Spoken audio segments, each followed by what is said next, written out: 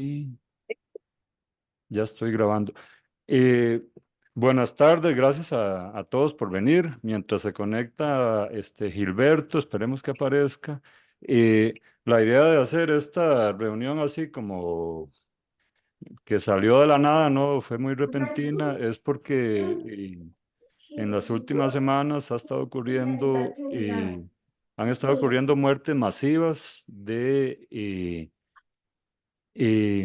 primates, particularmente monos aulladores, pero según le entendía ¿cómo se llama? A Kaila, en Belice también han habido algunos casos de monos araña. No sé si entendí mal o si eran solo monos aulladores también.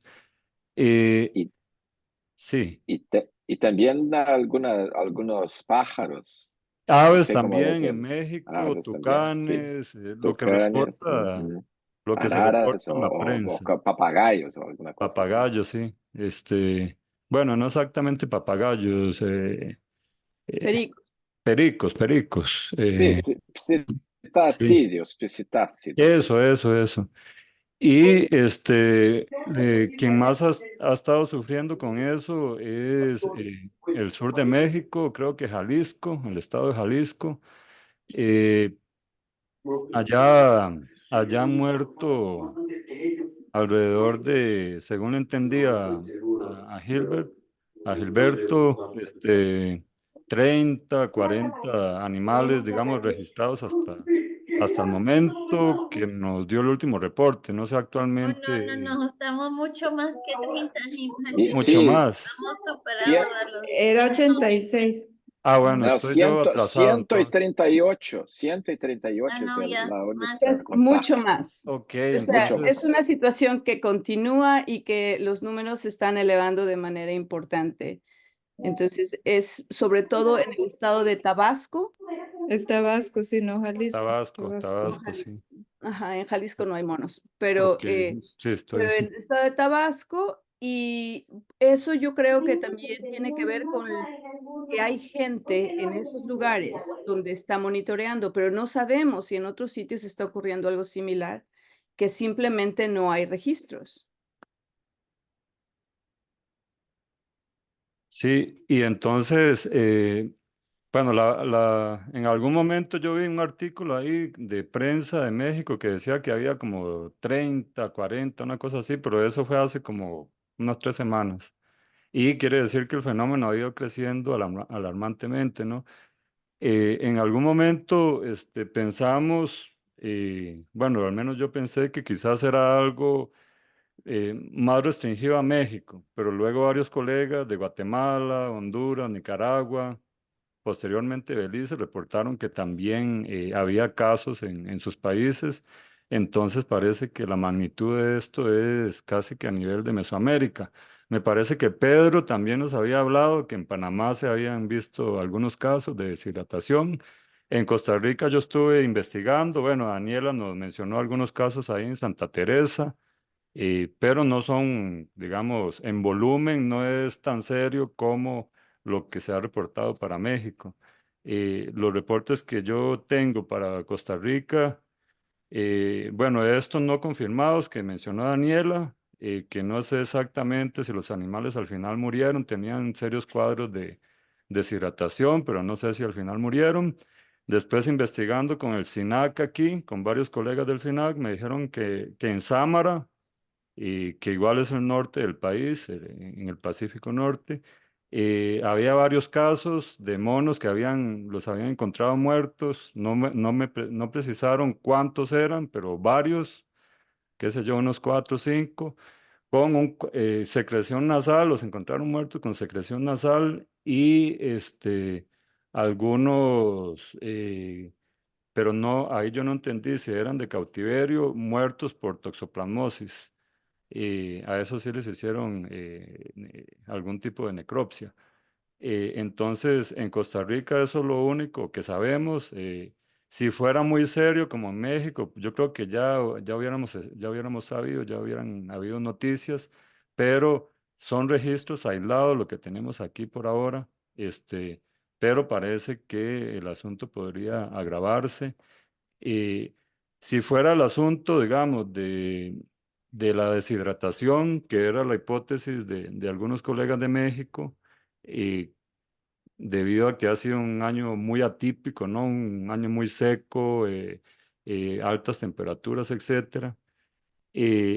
Uno esperaría que el área más afectada fuera el bosque tropical seco, por ejemplo, aquí en el país, pero allá ya comenzó a llover hace unas semanas, comenzó la lluvia, entonces no sé cómo está el régimen de lluvia en México, en el resto de países, entonces por acá la situación de las sequías y las altas temperaturas y eso parece que está comenzando a aliviarse debido a que las lluvias, bueno, entraron a partir de mayo, pero ahorita recientemente con un poco más de fuerza.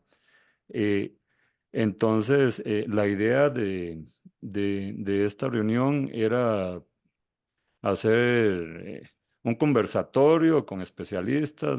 Yo sé muy poco, digamos, de enfermedades parasitarias.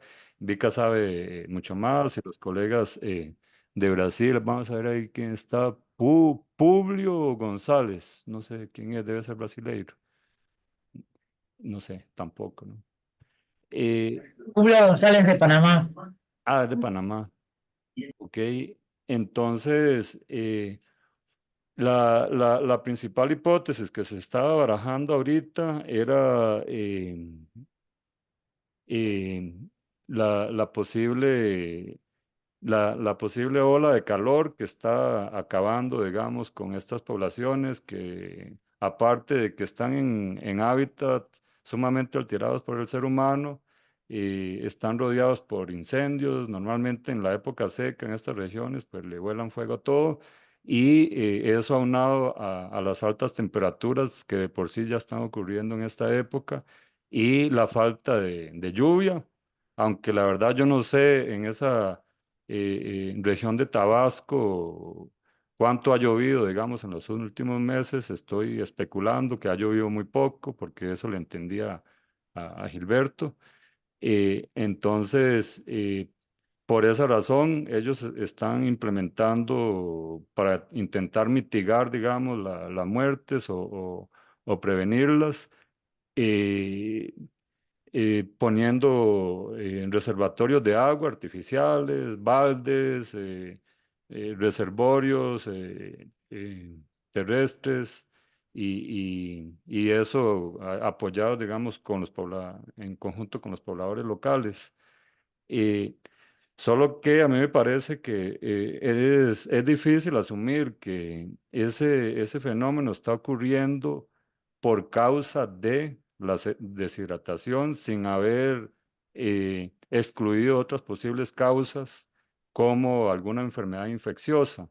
Entonces, yo creo que por eso es tan importante que participen también los colegas de Brasil, que tienen mucho más experiencia lidiando con la fiebre amarilla y otras enfermedades infecciosas, para ver si es posible que para Mesoamérica establezcamos un protocolo de emergencia para saber qué hacer con esta situación, que la verdad, al menos desde mi punto de vista, es relativamente nueva, digamos, por lo menos en esas dimensiones. Yo sé que todos los años mueren algunos animales por causa aparente de deshidratación, pero ahora son demasiados, ¿no? Entonces, yo quería escucharlos a ustedes. No sé si Liliana o los demás, Denise, tienen algo más que aportar sobre lo que está ocurriendo en México para que los compañeros de Brasil tengan un contexto más claro porque digamos, Brasil está muy lejos, ¿no? Entonces, nuestra realidad hay que describirla bien para podernos entender. No sé si el español está muy rápido, Vika, y demás colegas, o hablamos más lento. Igual los demás colegas pueden hablar en inglés si se les hace más fácil. Y Para bueno, mí está perfecto. Sí, está ok, no hay problema. ok, yo creo que yo puedo comentar algunas cosas al respecto. Lo primero es que esta no es la primera vez que ocurre una mortandad similar. Mm, En el 2016 ocurrió algo muy parecido, pero el foco estuvo principalmente en Nicaragua. En ese momento intentamos con un grupo de personas, pues tomar muestras, hacer análisis, etcétera. Hubo mucha reticencia por parte del gobierno de Nicaragua para permitir eso.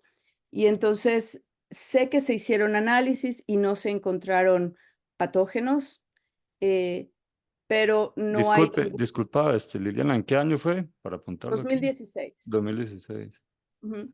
Pero no fue, pero no hay datos, no hay reportes oficiales sobre el asunto porque no se permitieron. En ese tiempo se dijo que podría ser Zika, porque el Zika estaba empezando, pero se hicieron algunas pruebas a algunos individuos específicamente para Zika y no había ninguna evidencia de que fuera eso. Pero bueno, también las pruebas fueron sumamente limitadas debido principalmente a que no estaban permitidas oficialmente. Entonces, esto es algo que ocurrió en ese momento. Cuando esto ocurrió, Pedro reportó también en Azuero, en Panamá, que había habido algunos casos de muerte, y casi simultáneamente ocurrió en Esmeraldas, en Quito. Ahora, nosotros pensábamos originalmente que esto era una cuestión debida al el calor, etcétera. Fue justamente en tiempos de calor y de sequía. Sin embargo, en Ecuador esa razón no pudo ser, no era relevante porque, bueno, había, o sea, era un área con mucha lluvia, etcétera, etcétera. Entonces, lo que me parece es que está habiendo una situación quizás cíclica y que se está haciendo más frecuente o que se está aumentando debido a las condiciones extremas que existen ahora. Y lo que me parece es que en aquel momento, en el 2012, intentamos juntar un grupo de personas que estuviera interesada justamente en hacer protocolos de respuesta de emergencia y no se logró por cuestiones de logística y de la gente que está involucrada se desanimó porque el gobierno no permitía, etcétera, etcétera.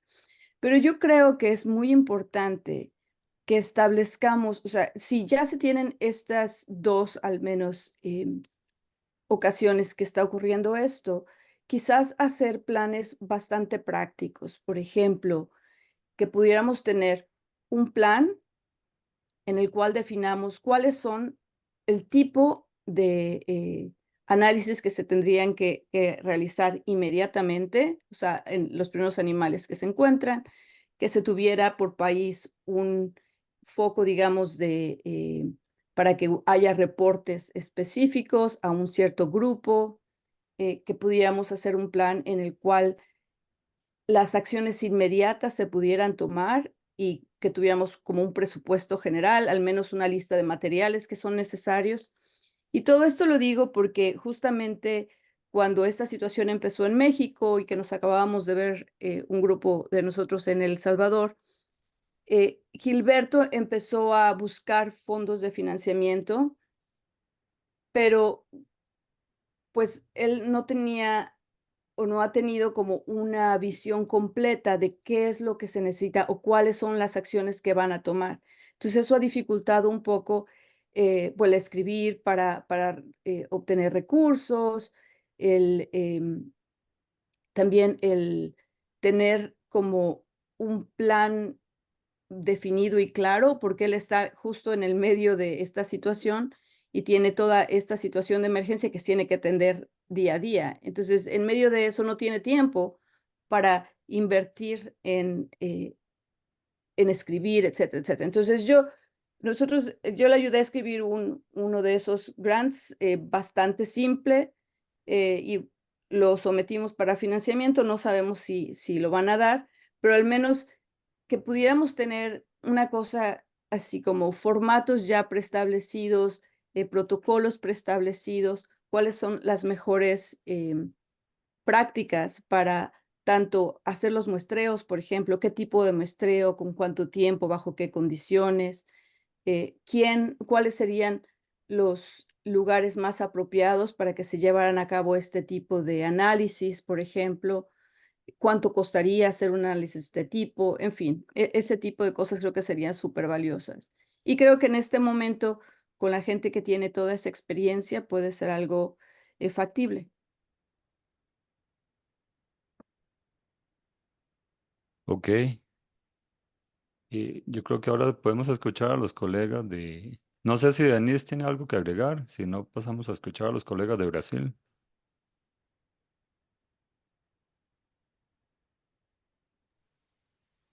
Eu só gostaria de comentar o seguinte, acho que o pessoal do Ministério vai ter total capacidade de sugerir, el personal del Ministerio de Salud de Brasil tiene la expertise para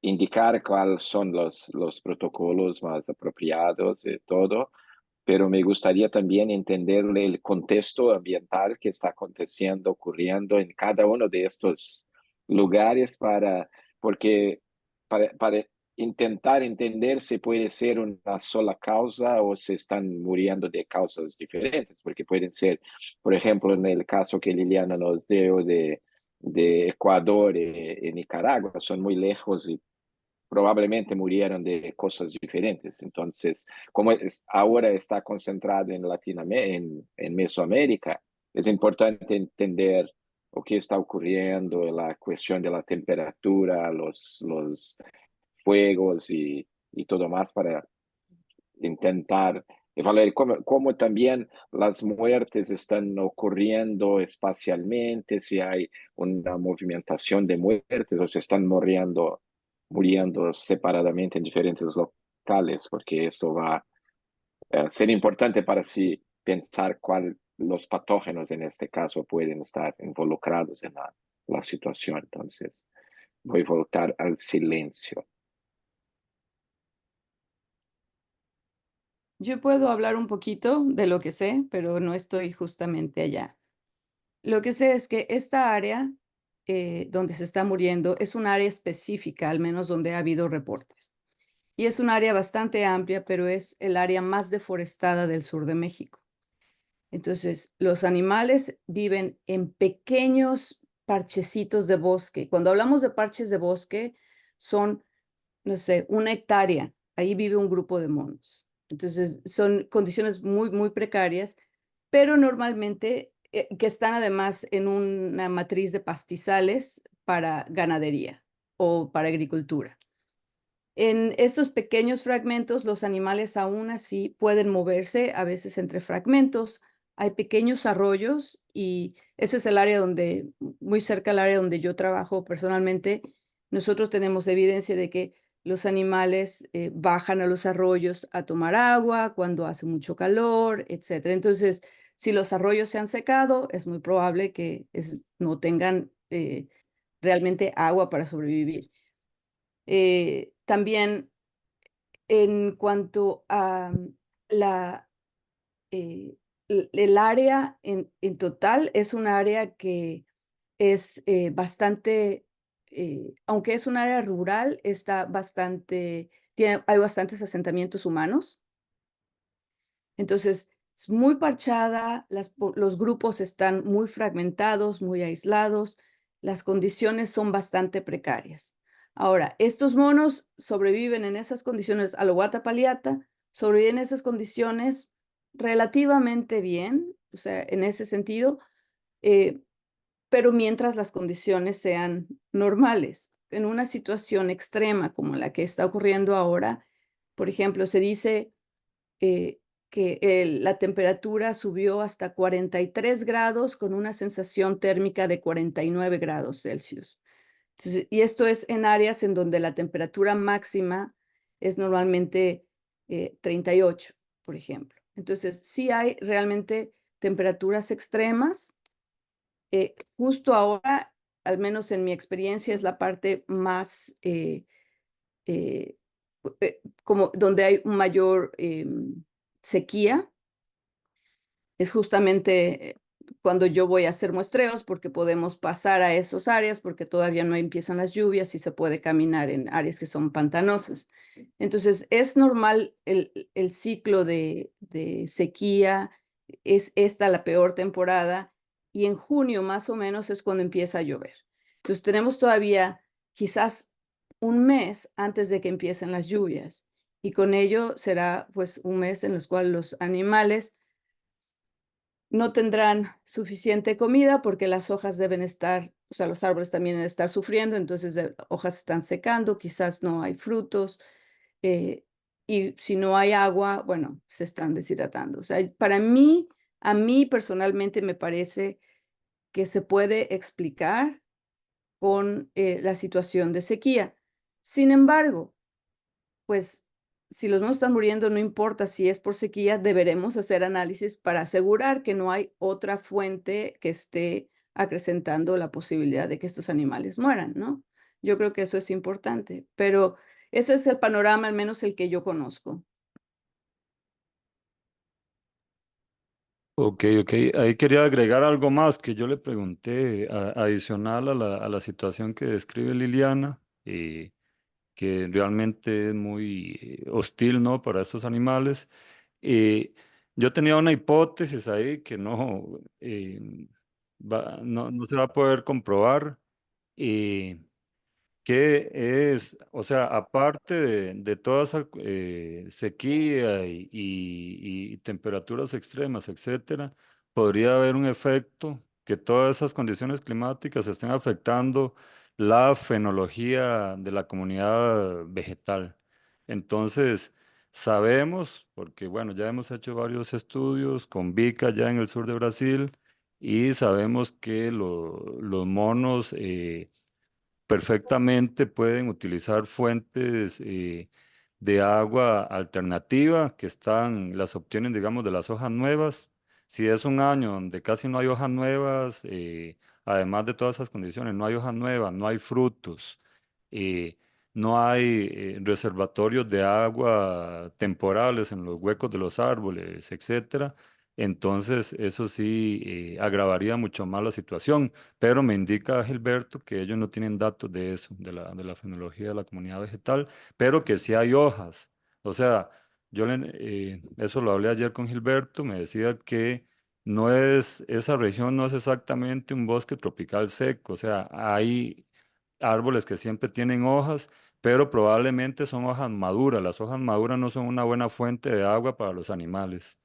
Entonces, si no hay reservatorios de agua terrestres, o sea, quebradas estacionales, charcos, riachuelos, y tampoco hay reservatorios de agua en los ítems vegetales, frutos carnosos, hojas nuevas, huecos de árboles con agua, ni bromelia, ¿no? Ahí no sé qué tantas bromelias hay en los árboles, porque es una fuente que utilizan con mucha frecuencia, al menos Aluata, para beber agua que cae ahí, ya sea durante el rocío o lluvias ocasionales. Yo ignoro cómo será ahí la comunidad vegetal, pero eso fue lo que le entendí a Gilberto, que lo que habían eran hojas, probablemente hojas maduras.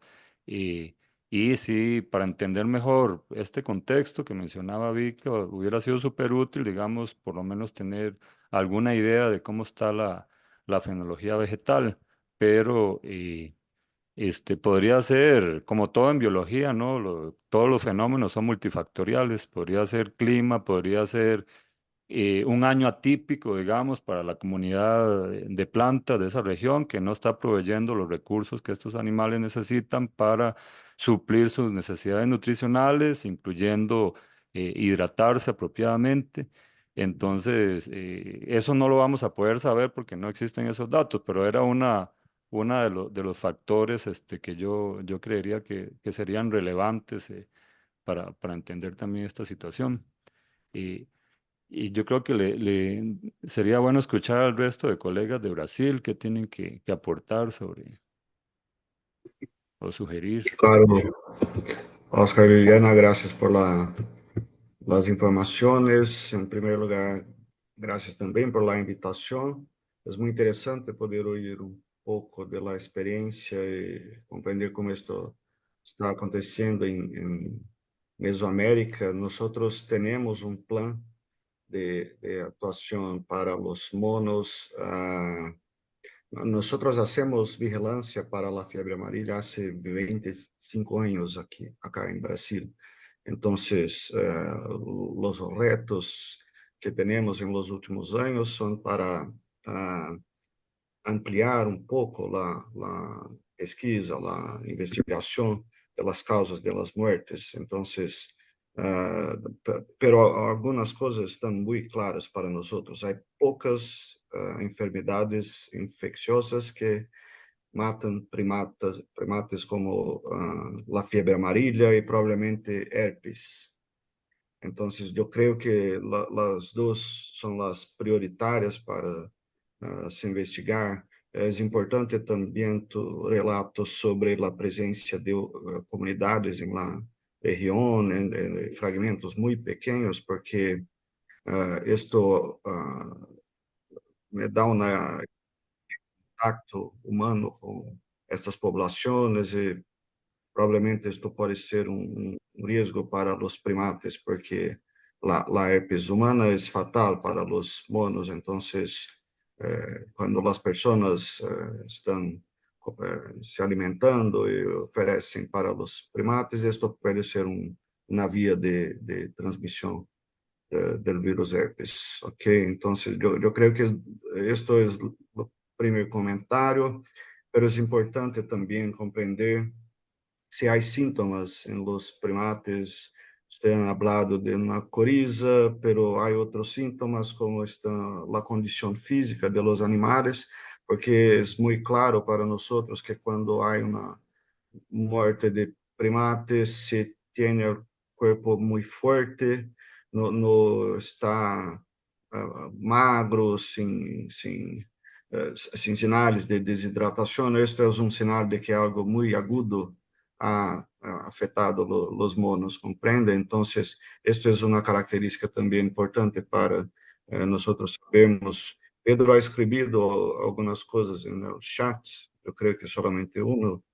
Hola Héctor Lablas, yo estoy viendo el chat porque nosotros conocemos los colegas de Panamá. Saludos, Daniel, saludos. ¿Cómo están? Y es importante también comprender si hay muertes de aves en las mismas localidades, porque principalmente para los arbovirus, las aves son muy importantes como los animales que están haciendo la dispersión de estos virus. Nosotros podemos pensar en una cantidad de arbovirus que pueden estar relacionados con la mortandad de aves. Yo creo que West Nile es una posibilidad. Yo creo también que la influenza aviária ahora es una posibilidad. Por eso la pregunta sobre la condición de los primates. Yo creo que necesitamos hoy un poco más para intentar una dirección más asertiva, yo creo, pero estos son mis comentarios iniciales. Si usted tiene muestras para diagnósticos, si usted tiene un laboratorio para diagnóstico, yo creo que la idea de hacer un plan probablemente es para tratar de esta situación en medio, longo plazos, pero para ahora yo creo que es un poco diferente. Es una investigación, tentar identificar la principal causa, pero puede no ser solamente una, puede tener más causas ahí. Entonces, comprender si la mortandad de animales se sobrepone al espacio también es importante para nosotros, ¿ok? Muchas gracias, Daniel. Viendo ahí en el chat, muy importante lo que acota Daniel sobre el herpes, ¿no? Y, y sobre los síntomas, al menos lo que sea acá para Brasil, me indican que los animales que se han encontrado muertos, que no precisan el número, digamos, el gobierno no me indica un número preciso, solo que varios animales han aparecido muertos con secreciones nasales. El estado de salud física parece el de un animal normal, pero los animales tienen secreción.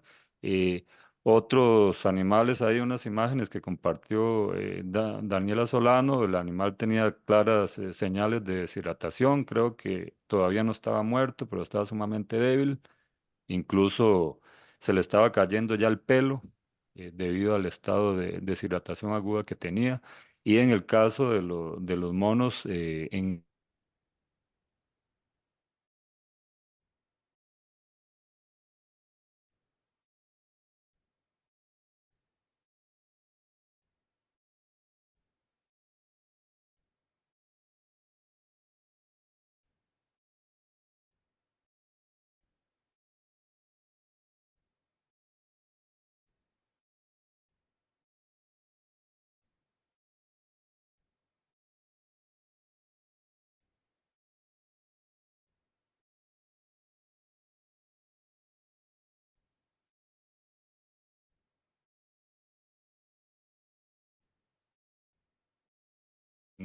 aló, volví.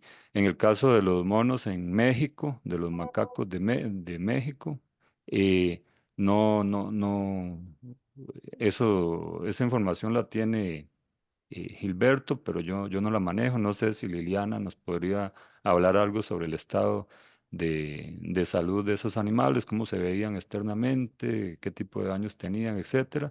Pero otro punto importante, antes de darle la palabra a Liliana, es el tema este de las aves, ¿no? Si realmente fuera deshidratación, la hipótesis principal, que los animales están muriendo por la ola de calor y la deshidratación, eso hasta tendría sentido, digamos, si fueran animales arbóreos que no pueden volar largas distancias como las aves. Pero si las aves están muriendo, eso como que nos dice que quizás es algo más que la simple deshidratación, ¿no? Una cosa es un animal que está confinado a un fragmento de una hectárea y no puede buscar fuentes de agua lejos, y otra es un rapaz, ¿no? Que puede desplazarse cientos de kilómetros en busca del agua y salvarse, entre comillas, de la deshidratación. Entonces, tanto en México, tengo entendido, tanto en México como en El Salvador, como menciona Elena, han muerto una cantidad considerable de aves también, animales capaces de hacer desplazamientos de largas distancias y buscar esos recursos hídricos, por ejemplo, si ese fuera la mayor causa de muerte, pero igual están muriendo masivamente. Entonces eso me hace, o sea, como que todavía no me encaja la hipótesis esta de que sea solo deshidratación. Y no sé, no soy, no trabajo con enfermedades infecciosas y esto, pero eso me hace levantar una sospecha sobre algún virus, como ya mencionó el colega Daniel. Este, Alguien levantó la mano ahí, Blas. Blas. Sí, buenas tardes, gracias por la invitación. ¿Qué tal, Daniel? Tiempo sin verte. Bueno, mira, nosotros por el 14-15 de mayo nos notificaron, de abril, perdón, el 15 y 16 de abril nos notificaron que habían 2 primates que habían fallecido. Pero cuando se fue a hacer la investigación, eso es en el área de Darién, cerca con Colombia, un área de bosque húmedo, estábamos en pleno verano, bastante seco y bueno, como siempre la gente haciendo los incendios, provocando los incendios. Y la parcela en donde se encontraron los primates es más o menos de 20 hectáreas. Claro, igual como describió Liliana, es área fragmentada, pero tenemos fragmentos grandes de 10, de 20 hectáreas en donde están estos monos y estos primates que están aquí están sujetos a vigilancia desde el 2016.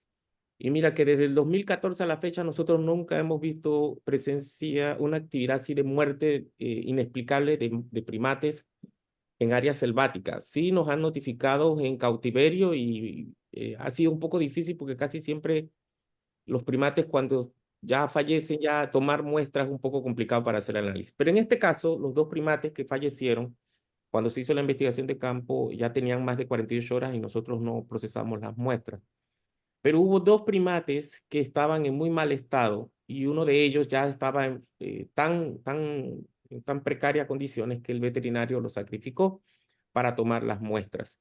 Nosotros tenemos más o menos un informe y lo que más o menos ellos presentan relevante es que tenía petequias,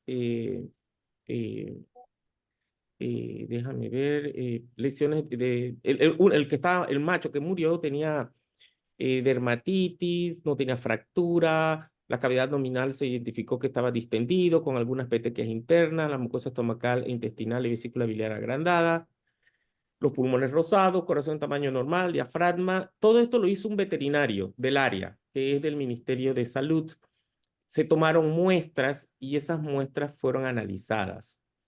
Fiebre amarilla fue negativo por PCR, también se hicieron otros análisis de otros arbovirus y incluso se le corrió un panel que nosotros tenemos para humanos y este panel, déjenme verlo para leérselos.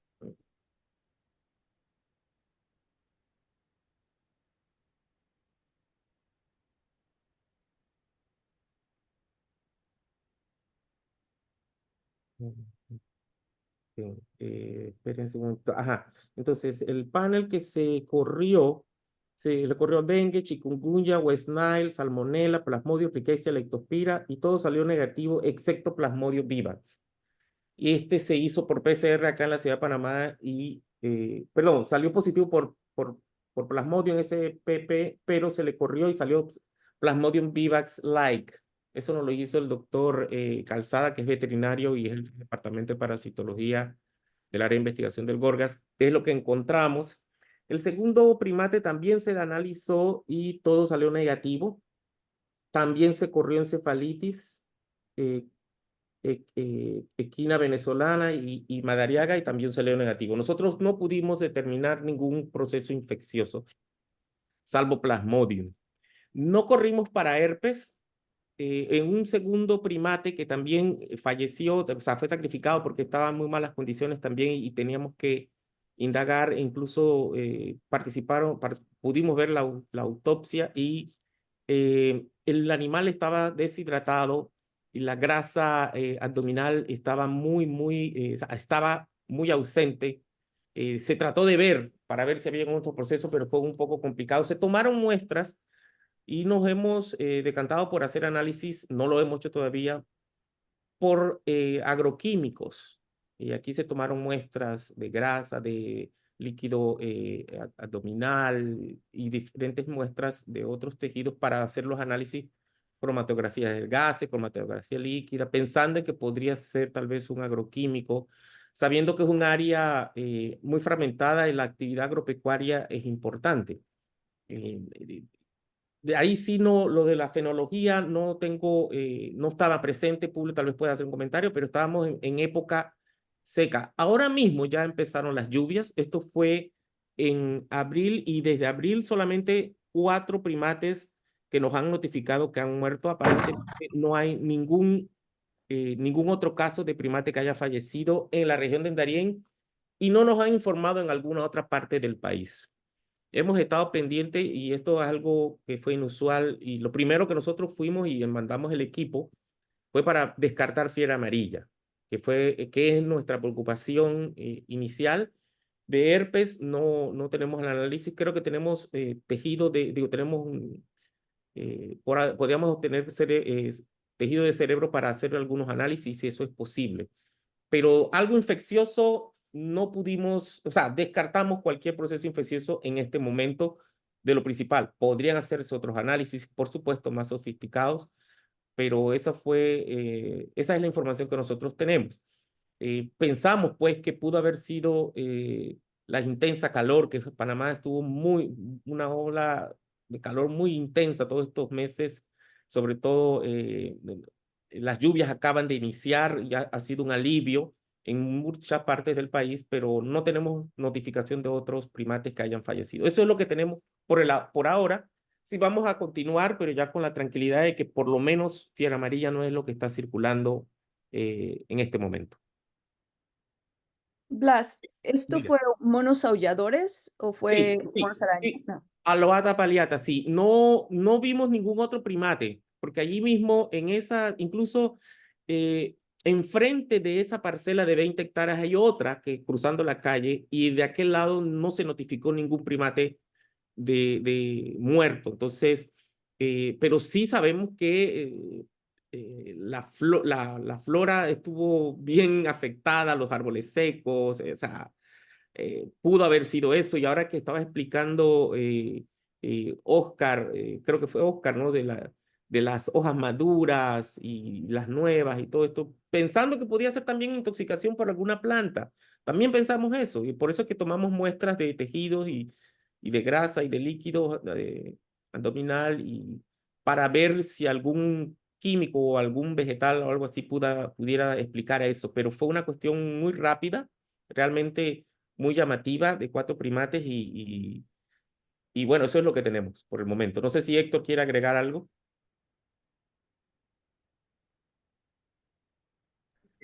Está bien, doctor, creo que está bien explicado. No sé si Publio quisiera, que estuvo a campo, quiere comentar algo. No está, creo que se le cayó la señal. Como él está en el bus, ahora mismo que está transportándose, se le cayó la señal.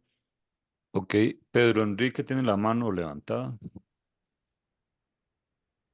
Boa noite, desculpa falar em português, mas tentar falar um pouco mais devagar. No tem problema.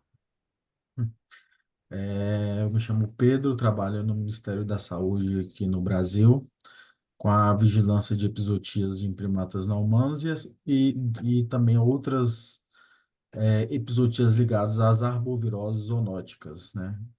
Então, a gente tem um trabalho bem direcionado à febre amarela, mas hoje em dia a gente está trabalhando nessa vigilância de outras zoonoses que podem ser acometidas, os primatas não humanos. Então, a gente tem alguns trabalhos que fala para além da febre amarela, como toxoplasmose, platinossomo, algumas doenças parasitárias, né? E assim, pelo relato da sintomatologia que a gente foi relatado, essas presenças de secreção oral, né, nos animais, é possível direcionar pensar em algumas doenças, né, que pode estar ligada ao clima, à temperatura, à umidade, né, então é bom a gente poderia sugerir algumas coisas, alguma dessas doenças, principalmente doença respiratória, né, pelas lesões, porque doença respiratória ela causa muita secreção. Então, mas para isso a gente precisaria ter um relato de alguns achados de clínica, até achados macroscópicos desses animais, né? Se tiver algum animal doente, a gente poderia estar ajudando no direcionamento do diagnóstico dessas enfermidades, né? Pensando para além dos arbovírus, doenças que são as doenças transmitidas por vetores. Então, a gente pode pensar algumas coisas. Eu coloquei algumas perguntas no chat que poderia ajudar, né, para tentar entender o comportamento dessa doença, mas existem algumas outras perguntas que a gente pode fazer para tentar direcionar a investigação. Uma coisa pode ajudar, né, durante direcionar essa investigação também é fazer uma metagenômica nas amostras desses animais que foram coletados, né, e que a gente podemos fazer uma varredura de vírus, um painel com vários vírus e várias doenças que a gente pode pegar por meio da metagenômica. Poderia ser uma alternativa para ajudar no diagnóstico, a depender da amostra que foi coletada. A gente está à disposição para ajudar, orientar durante essas investigações. Mas é isso que eu queria comentar basicamente, que hoje a gente trabalha para além da febre amarela, para essas outras doenças. E a gente está pegando muitas doenças diferentes que não era presente em primatas. E hoje os primatas estão sendo acometidos, né, adoecendo por ela, além dessas arboviroses. Obrigado.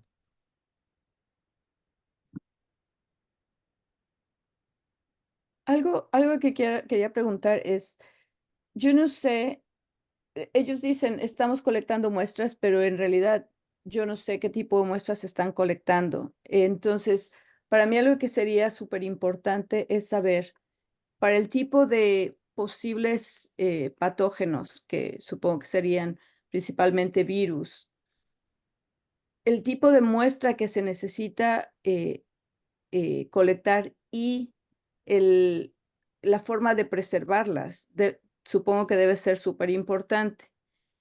¿Cuál sería la mejor forma de colectar? O sea, de colectar y preservar, con cuánto tiempo, etcétera. Si se encuentra un animal muerto, por ejemplo. Sí, la importancia es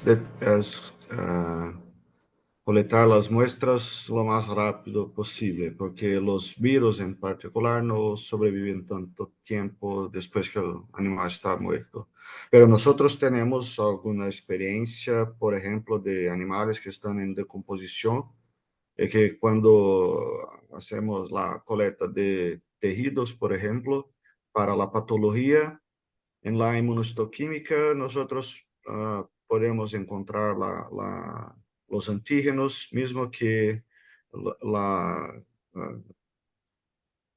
visualización de las lesiones no son posibles o no es posible. Entonces, yo creo que este es un camino para algunos exámenes. Pero para la metagenómica y la PCR, el aislamiento viral, algo así, ustedes necesitan de muestras a fresco en temperatura. Entonces es importante que la muestra sea muy fresca, muy cerca de la muerte del animal, los fragmentos de tejido son pequeños, no hay necesidad de tanto. Usted puede también, ayuda ahí, Pedro, a hacer una punción del corazón, sangre del corazón. Esto es posible cuando la muerte es muy reciente. Entonces, pero la importancia es esta, nitrógeno líquido, es esto que, no sé si el termo es esto, pero es ultra baja temperatura, esto es muy importante. Caso contrario, usted inviabiliza la detección, es muy difícil de trabajar. Pero esto es el tipo de muestra que nosotros colectamos acá en Brasil, son las muestras que son examinadas en los laboratorios y tenemos los diagnósticos. Pedro ha comentado de varios virus que nosotros hemos encontrado. Citomegalovirus es uno que parece es muy común también. Nosotros hemos encontrado en algunas situaciones, sobre todo esto de animales confinados o en un espacio muy pequeño. Citomegalovirus es muy común en animales zoológicos, por ejemplo. Entonces, yo creo que esto es importante también identificar.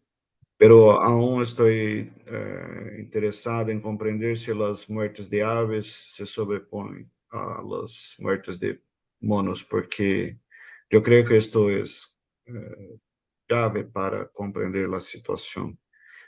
Pedro ha comentado también sobre las lesiones faciales, es muy típico de la herpes, ¿sí? Entonces, también los síntomas neurológicos, esto es muy común.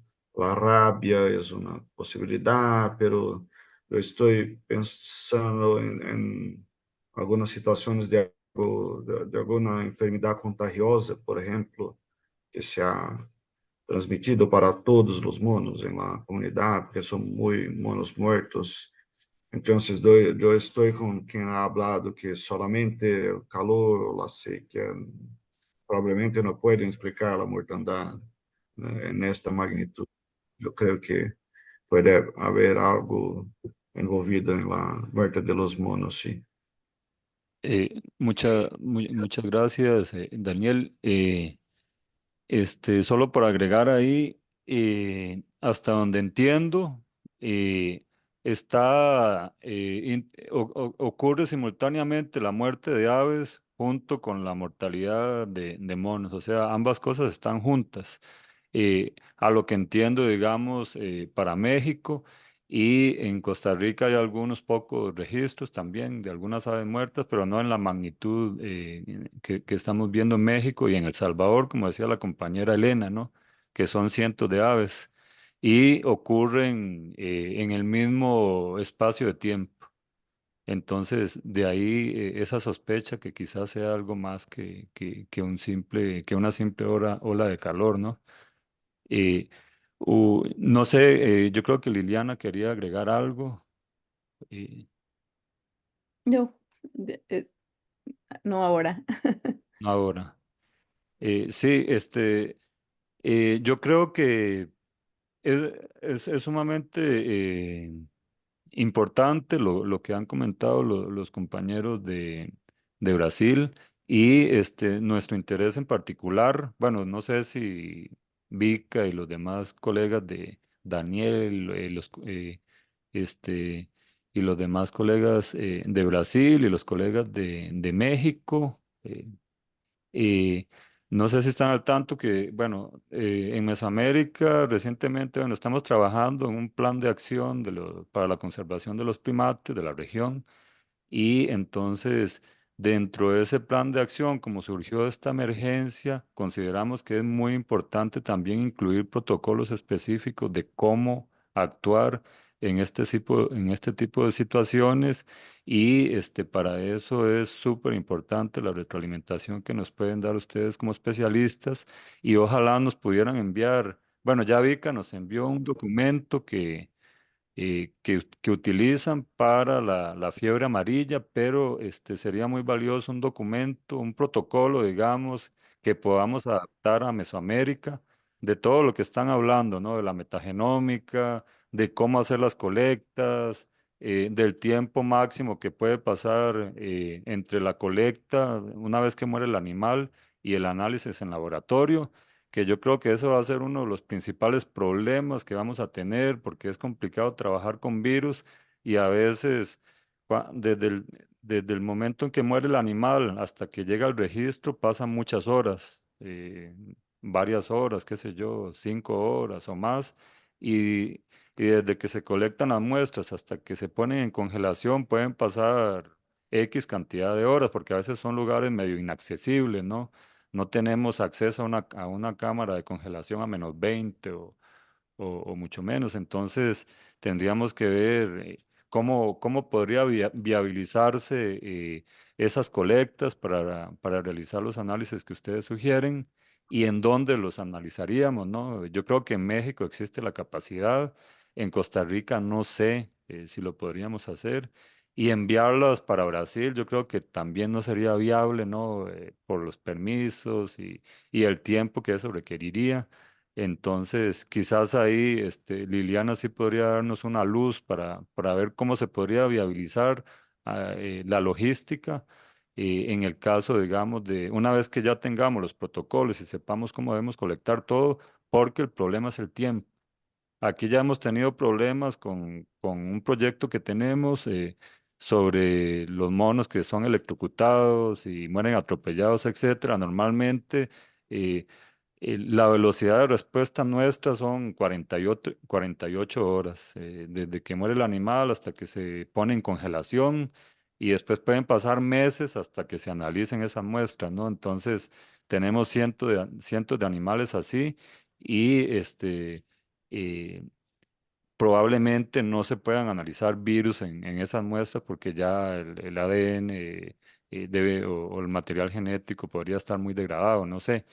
Entonces, eso sí me preocupa, digamos, porque para realizar ese tipo de análisis, yo no sé cómo podríamos mejorar la logística o viabilizarla.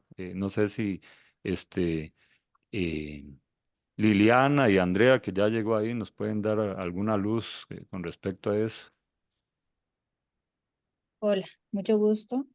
Mi nombre es Andrea Chávez, soy de Costa Rica y con respecto a las preguntas que decía Oscar, bueno, yo tengo experiencia trabajando con primates de vida libre. Sin embargo, es muy diferente trabajar con primates de vida libre buscando un agente infeccioso por una pregunta de investigación que viendo una mortalidad, ¿verdad? que es otro escenario totalmente diferente porque el manejo de las muestras tiene que ser mucho más, ¿cómo podríamos decir? Logístico cuando son escenarios de mortalidades en diferentes regiones, ¿verdad? Sin embargo, se pueden ver diferentes posibilidades, como por ejemplo utilizar reactivos que reduzcan la degradación de los ácidos nucleicos, ¿verdad? Como puede ser el RNA later o alguno otro casero que podríamos también desarrollar. Yo tengo recetas, digamos, de RNA later casero porque pues sabemos que sí es bastante costoso el hacerlos, el comprarlos. Entonces esa puede ser una posibilidad. En lo que es diagnóstico molecular de PCRs convencionales o PCRs, digamos, básicos para la detección de los agentes que se están mencionando, en Costa Rica también se pueden hacer. Nosotros tenemos los protocolos para tanto para Plasmodium como para Flavivirus, para bueno, la mayoría de las encefalitis que mencionaron, eso también se podría hacer sin duda en Costa Rica. Los costos es también lo que tendríamos que determinar porque dependiendo de la cantidad de muestras, pues ya los procesos de extracción del material genético se vuelven muy costosos, principalmente la extracción, ¿verdad? Ya los protocolos de PCR y eso pues generalmente son fáciles de financiarlos, pero hacer extracciones dependiendo la cantidad se puede volver muy caro, principalmente hablando de extracción de ARN, que en la mayoría de los casos se va a tener que hacer. Se tendría que hacer extracción de ARN y extracción de ADN, ¿verdad? Que ya serían dos extracciones distintas que se vuelven también costosas. Un aspecto que me parece fundamental es la necropsia, ¿verdad? Porque la necropsia es la que va a definir qué es lo que hay que hacer principalmente. Tener la necropsia también pues está muy asociado a tener una muestra fresca, porque el patólogo lo que va a necesitar es una muestra fresca.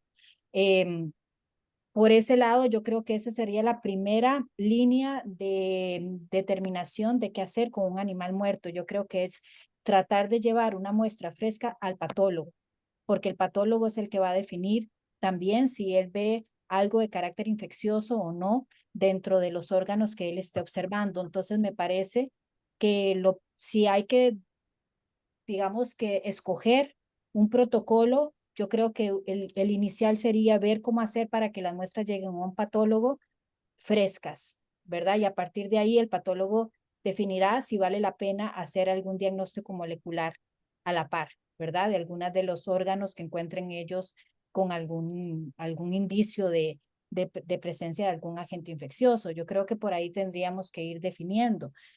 Yo sé que es difícil, pero si fuera viendo la emergencia, tal vez tratar de hacer necropsias, digamos, en campo, rápido, en donde se tomen muestras de los diferentes órganos blancos, ¿verdad? Y ojalá sangre, como mencionaban, de corazón, hisopos, si se pudiera, valdría mucho la pena.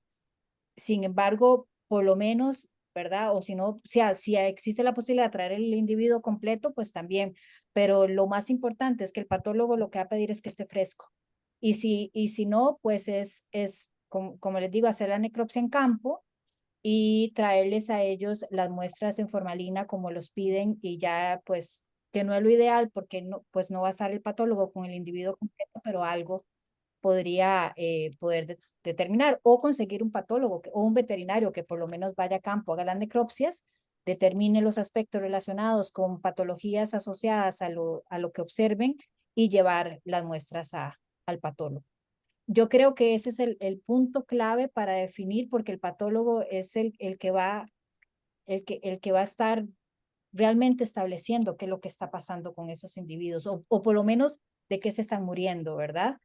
Tal vez no, obviamente no nos podrán decir el agente infeccioso si fuera que es infeccioso, pero sí por lo menos la sintomatología que provocó la muerte del individuo.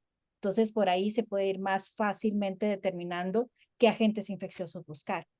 Entonces, yo creo que más o menos por ahí. En la parte de Vivax me pareció interesante. Nosotros hemos encontrado Plasmodium también en monos de Costa Rica.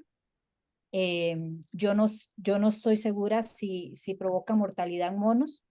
Los Plasmodium sí nos han pasado casos, por ejemplo, de individuos de cautiverio que salen positivos y luego mueren, pero como les digo, no han sido protocolos clínicos, sino más bien han sido protocolos de investigación que no hemos estado viendo la sintomatología del individuo más la presencia o ausencia de un agente infeccioso debido a otras variables asociadas, ¿verdad? Pero bueno, yo creo que por ahí más o menos se iría el asunto. El movimiento de muestras sí es sumamente complicado entre países, ¿verdad? Entonces yo creo que sería muy interesante poder contar con protocolos que pueden ser los mismos de humanos en los países para sacar un diagnóstico por lo menos para la emergencia y después ya generar pues un protocolo mucho más a mediano y largo plazo, ¿verdad? Ok, gracias, Andrea. Daniel. Sí, muy buenos comentarios, Andrea. Yo creo que la patología también es una técnica que va a ayudar mucho a comprender las posibles causas de las muertes. Ah, también creo que el envío de las muestras para otros países es algo muy sensible ahora, sobre todo porque no sabemos la causa y esto puede ser algo peligroso, ¿no? Aunque, perdón que lo interrumpa, el único detalle que podría ser lo más fácil es si nosotros extraemos los ácidos nucleicos en los países y se manda el ADN, Sí, el ADN puro. claro, claro, está correcta. Pero yo creo que Marco Antonio fue un alumno de doctorado de Julio, está ahora trabajando en la OPS de Washington, está trabajando de Brasil, pero es un funcionario de la OPS de Washington.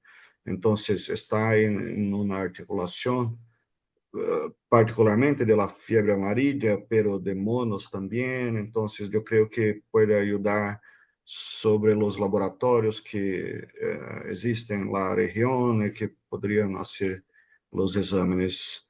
Porque nosotros, yo podría hablar que nosotros tenemos la capacidad de hacer, pero la situación no es tan simple así, las distancias son muy grandes, el riesgo también, comprende. Entonces, nosotros tenemos algunos protocolos sobre los tiempos, yo creo que esto es importante. Nosotros orientamos que como tiempo ideal hasta 8 horas desde la muerte del animal, algo aceptable hasta 24 horas, pero después de esto nosotros orientamos que se haga la colecta mismo así. Tenemos un problema después de las 24 horas, que es la interpretación de los resultados negativos. Esto es un problema, hay que tener un cierto cuidado, pero nosotros estamos buscando los positivos y algunas veces es posible tener resultados positivos mismo con las muestras con más de 24 horas. Entonces, nosotros orientamos que se haga la colecta. Mismo así, yo creo que hay que se intentar hacer el diagnóstico mismo para las muestras de 48 horas. Solamente con este cuidado de interpretar los negativos. Nosotros tenemos también, disculpe, un protocolo del bloco parafinado, ¿sí? De la patología que está en temperatura ambiente. Nosotros tenemos un protocolo de detección de RNA para los arbovirus. Entonces, tenemos la capacidad de hacer esto aquí. Probablemente puede ser una posibilidad, porque yo creo que en los blocos parafinados hay menos riesgo, no sé decir. Probablemente si piensan que es útil, podemos hablar con las personas del laboratorio, saber si hay la posibilidad de cambio de muestras. Si esto es posible, nosotros podemos hablar para ustedes. Muy bien, muchas gracias, Daniel. Yo tenía la duda ahí que, bueno, Daniel dice que entre 8 y 24 horas, ojalá que puedan ser colectadas las muestras, digo, entre 8 y 24, con la idea que está dando Andrea de poner los órganos blanco en formalina, no sé si eso ayudaría a aumentar, digamos, el tiempo que tenemos para analizar esas muestras. Si está en formalina, Eso es para qué sé necropsia, yo. eso es Ah, para patología. eso es para la parte de patología solo. Y la Entonces, extracción del ADN solito, digamos, si fuera tendríamos que para poner, virus y eso. no, tendríamos que ponerlos en RNA later. Y ahí eso cuánto lo retrasa, digamos. Yo estoy pensando en Supuestamente, tiempo. supuestamente lo que ellos dicen es que usted los puede guardar ahí hasta temperatura ambiente por un buen por tiempos, pero nosotros generalmente lo usamos como un coayudante, entonces lo metemos también en frío de una vez, ¿verdad? Lo que se puede hacer es que se llevan tanques de nitrógeno a campo chiquitos, digamos, y ahí se pueden almacenar. Ok, ok. O por lo menos, bueno, en el caso de Costa Rica es más fácil porque usted lo trae en una hielera y en 3 horas ya está en un congelador, ¿verdad? En países más grandes, pues se hace más complicado. Sí. Pero, y otra cosa importante es que si se va a hacer el diagnóstico por países, hay que tener controles positivos, ¿verdad? En los países para que puedan descartar realmente si son negativos o no, ¿verdad? Hay que tener un control positivo que nos permita saber que la técnica está bien. Y esa es otra cosa que tendríamos que ver quiénes tienen controles positivos y cómo distribuirlos. El nitrógeno es importante para mantener la muestra, pero para el transporte nosotros utilizamos el hielo seco. O hielo Se seco. evapora muy rápido, pero en algunas investigaciones que hay dificultad de utilizar el nitrógeno, nosotros utilizamos el hielo seco. Esto también para el envío de las muestras para los laboratorios de referencia. Entonces, la temperatura ideal es menos 70, no menos 20, pero menos 20 en algunas situaciones es posible mantener, pero no es ideal. Ok. Una consulta para Liliana. Bueno, como Gilberto no está aquí, entonces, Liliana, logísticamente, ¿cómo ves la posibilidad de hacer esos análisis? No sé si estoy con Jalisco, si en Tabasco las universidades de allá tienen capacidad de hacer esos análisis. Andrea dice que en Costa Rica lo podríamos hacer, pero bueno. El problema es que la gran mortalidad no está ocurriendo en Costa Rica, está ocurriendo en México y no podemos exportar las muestras de México para acá por cuestión de tiempo, pero no sé si en Tabasco hay alguna institución que tenga la capacidad de hacer esos análisis que están mencionando los colegas o habría que enviarlo al DF, porque eso ya aumentaría la cantidad de horas y la complicación. Sí, en realidad yo no sé particularmente de un lugar donde se puedan hacer, pero estoy casi segura que debe haber lugares donde se puedan hacer.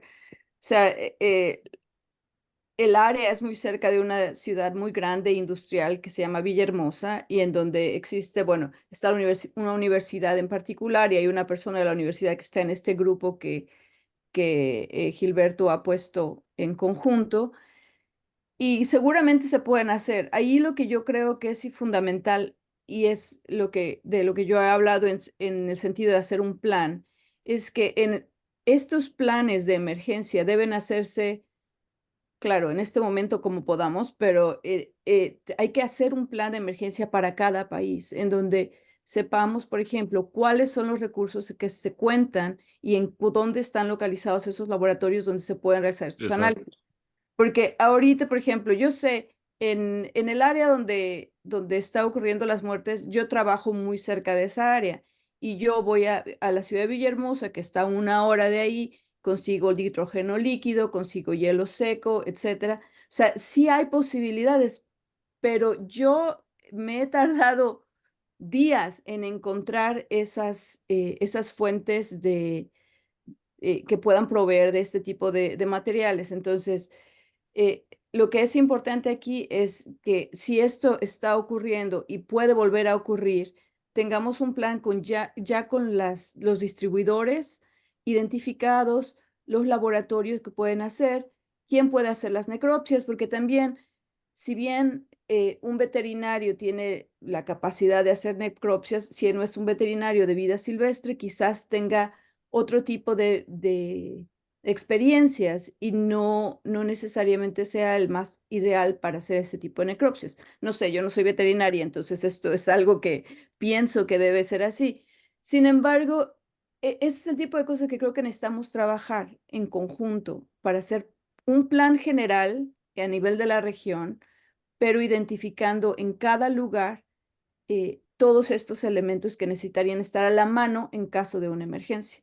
Sí, que serían básicamente los actores clave, ¿no? Las instituciones, los patólogos, los veterinarios, especialistas en vida silvestre, dónde Y van a estar los reactivos, toda esa cuestión. por ejemplo, un plan como el que nos envió Pedro en el chat, en el cual Ujú. está bien definido cómo se tienen que tomar las muestras, de dónde, para qué, cómo se manejan. O sea, esa parte es fundamental, porque aquí, por ejemplo, estamos hablando de virus, pero hay virus que son ADN y otros virus que son de RNA, de ARN. Entonces, si hay virus que sean patógenos de primates en las dos categorías, tenemos que hacer pues manejo de muestras que son de manera distinta. Y eso es difícil de saber si tú no haces ese tipo de trabajos. Entonces, o por ejemplo, como comentabas, muestras que estén en formol, bueno, las muestras de formol ya no funcionan para hacer extracción de ADN.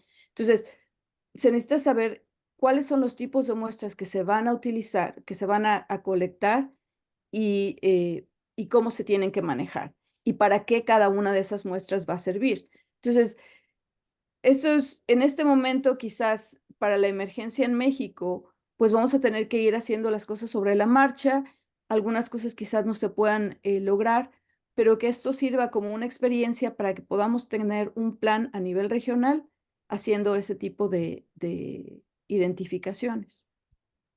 Oscar, a mí me había comentado Gerardo Susán de México que ellos podrían apoyar en el diagnóstico de algunos agentes si les interesara. Entonces yo podría contactarlos con él, que yo trabajo directamente siempre con Gerardo, entonces él está muy interesado también en la situación. Él está en Entonces, el DF, están en Mérida ahora, hasta en Mérida. sí, el Laboratorio El Dorado de la UNAM. Y entonces ellos, la mayoría de agentes que ellos tienen son flavivirus o arbovirus, pero bueno, son un grupo importante que tal vez podrían pensar. Gerardo, ¿cómo se llama? Susan, Susan. sí, con SZ. Ah, yo creo que habíamos tenido una reunión con él, Sí, ¿no? Hace o no unos años. sé, no sé, bueno, con Oscar, que es un exalumno de él, Ah, ok. Ok, pero, perfecto. o hasta poder pensar en que si fuera el caso, pero bueno, no lo ideal, pero si hay algunos agentes que se pueden implementar las técnicas, ellos tal vez pueden implementarlas, pero sería pues hablar con ellos a ver si es una posibilidad. Ok. De lo que yo entiendo, creo que Fabiola Espinosa está recibiendo muestras, no sé de qué tipo y ni sé qué análisis está haciendo, pero de lo que seguí en un chat que tenemos ahora activo con muchos primatólogos en México, con Gilberto, de eso entendí que ella sí está revisando muestras y ya están esperando resultados, entonces, pero no tengo idea de qué son, entonces será de tal vez hablar con ella. Sí, Denise, Fabiola está en Puebla, ¿verdad? En Puebla, en la UPAI, Laboratorio. Ujú. sí, en la Católica de Puebla. Fabiola, ¿qué apellido es? Espinosa. Espinosa. Espinosa. Bueno, para no alargarnos mucho más, yo creo que podríamos llegar a un acuerdo, digamos, para ir estableciendo esos protocolos en colaboración con, y podríamos tomar como referencia algunos de los que ya nos han enviado los colegas de Brasil para no partir de cero, digamos, y ir tropicalizándolo a Mesoamérica y ver de todo eso que se ha hablado, o sea, todo esto, lo que hemos comentado ahorita, está grabado, yo se los voy a enviar para que a la hora de que estemos haciendo los protocolos no se nos olviden los diferentes eh, las diferentes sugerencias que se han hablado aquí y otros puntos para ir elaborando un primer draft de ese protocolo para Mesoamérica, que incluiría también secciones, digamos, para cada país, porque cada país tiene sus particularidades. Queremos saber cuáles son las facilidades logísticas o dificultades logísticas que habría en cada país para enfrentar esa situación. Lastimosamente, para México, para la emergencia actual, no nos va a dar chance, ¿no? De tener ningún protocolo, por lo menos completo, para saber cuál es la mejor forma de reaccionar. Pero lo que sí me queda claro a mí es que no podemos descartar el asunto de patógenos, de alguna enfermedad infecciosa. A pesar de que me mencionan que en El Salvador se han realizado algunos análisis para algunos patógenos, no se ha encontrado, también en Panamá, pero son solo algunos pocos que se han analizado, entonces todavía hay otros que no podríamos descartar todavía. Y entonces de ahí, ni modo, sobre la marcha tocó ver qué es lo menos peor que podemos hacer o qué es lo mejor que podemos hacer, ¿no? Para intentar por lo menos minimizar las muertes que están ocurriendo. No las vamos a evitar, pero tal vez minimizar. Y quizás ya una vez que tengamos el protocolo, en el futuro se puedan, no digo prevenir, pero por lo menos que sepamos qué hacer, que estemos preparados y que no tengamos que improvisar sobre la marcha, ¿no? Entonces, yo me comprometo a enviar este video, a compartirlo con ustedes y voy a ir preparando con algunos colegas. Después envío un mensaje ahí en el grupo que tenemos del plan de acción para Mesoamérica para ver qué colegas me están dispuestos o tienen un chance, digamos, para colaborar en la elaboración de este primer borrador y ahí estamos consultando a los demás colegas de Brasil y a Andrea también y otros colegas ahí en México que podrían aportar para mejorar, digamos, ese primer borrador. eh, entonces, no sé si alguien tiene algo más que aportar y si no, quedaríamos en eso, ¿no? Lástima que Gilberto no pudo venir, pero yo creo que Liliana hizo una muy buena síntesis de lo que está ocurriendo, ¿no?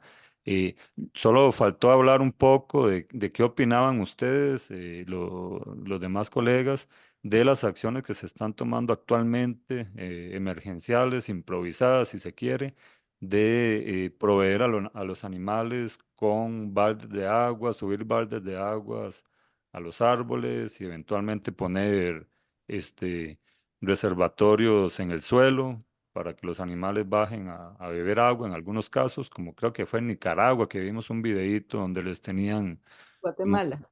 Guatemala.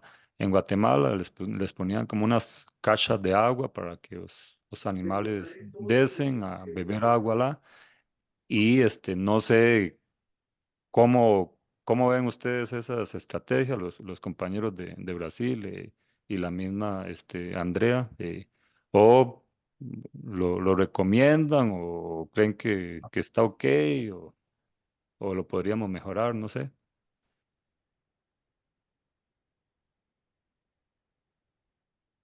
Te escucho. Yo tengo una pregunta porque estamos hablando de un plan, pero ¿cuál es exactamente la intención? Porque todos son de la salud aquí o hay personas de medio ambiente, de la conservación, Sí, es que primatologistas. perfecto, no nos dio mucho chance de presentarnos. La mayoría de personas que estamos aquí somos biólogos, primatólogos, eh, personas que tienen que ver con la salud. Pues la idea es que fueran ustedes y Andrea, que Andrea está aquí, ¿no? Entonces, la mayoría somos primatólogos, personas que trabajamos con primates. No sé si hay alguien de alguna otra área por aquí, eh, de Mesoamérica. Ah, bueno, y está los colegas de México, que sí son de la salud, pero creo que Sí, sí. Y Panamá también, Y sí. Panamá también, sí. Pero la mayor parte de personas que estamos aquí somos primatólogos, biólogos y Ok, primatólogos. estoy preguntando porque su pregunta, nosotros no tenemos experiencia sobre poner agua para los monos o algo así.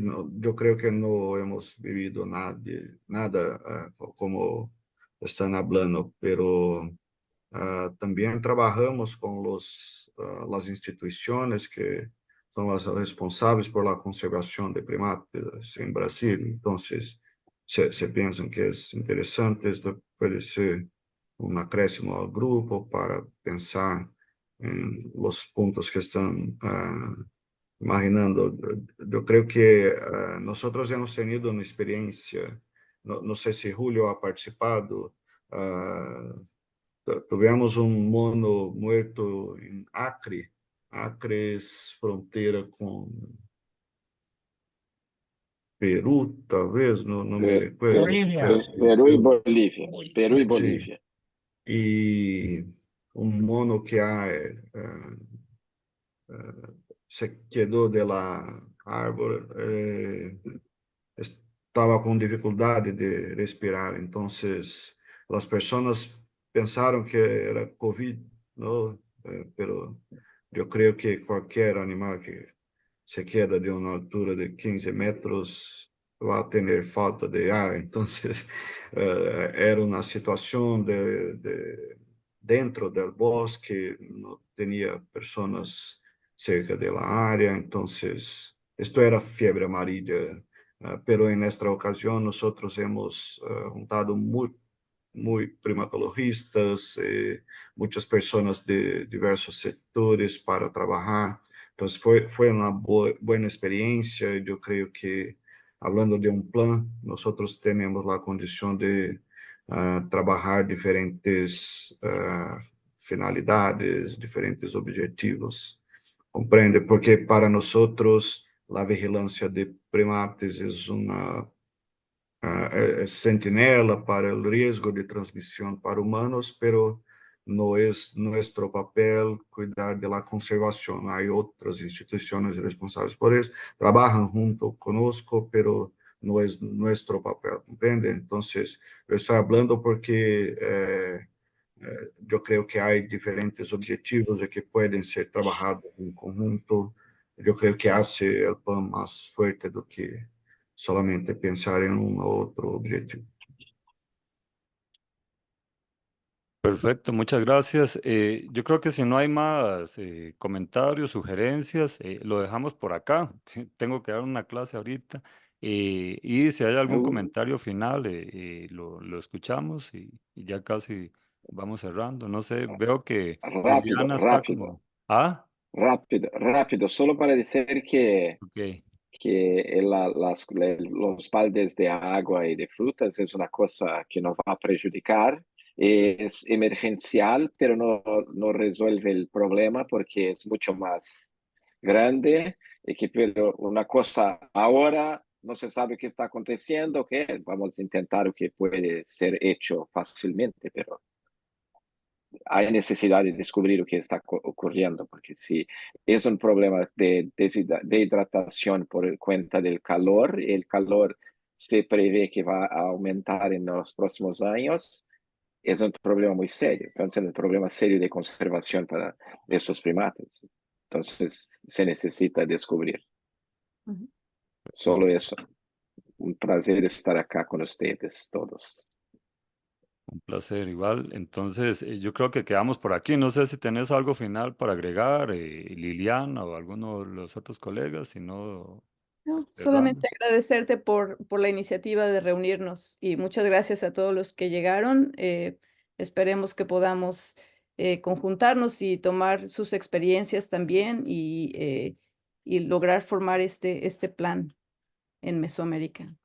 Perfecto, entonces igual, muchísimas gracias a todos los colegas que sacrificaron 1 hora y media de sus vidas en pro de la conservación de primates que no son ni siquiera de sus países, pero los primates no tienen límite, no conocen fronteras. Lo que pasa en México puede pasar en Costa Rica, en Panamá, en Colombia, en Brasil.